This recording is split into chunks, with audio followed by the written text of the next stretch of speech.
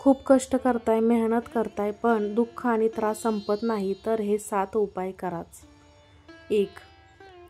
कापूर जाळायला सुरुवात करा.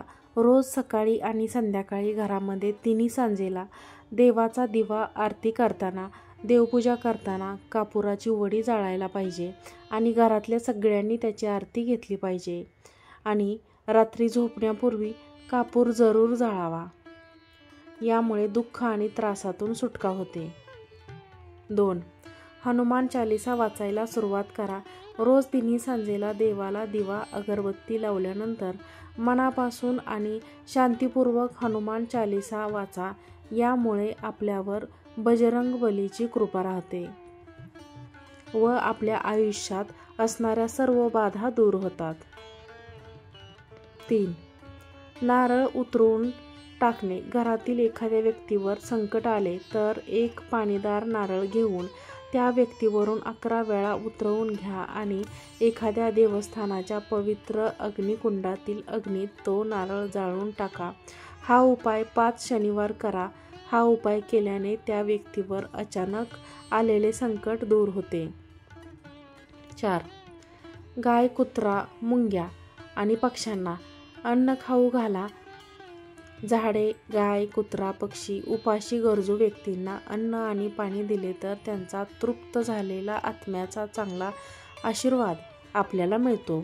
या अन्नदानाला वेदांच्या पंचायतनातील एक विश्वदेव यज्ञकर्म असे म्हटले जाते. हे सगळ्यात मोठे पुण्य मानले जाते. ते केल्यामुळे दुःख आणि त्रासातून मुक्ती मिळते. 5. कालिका मातेला क्षमा मागा.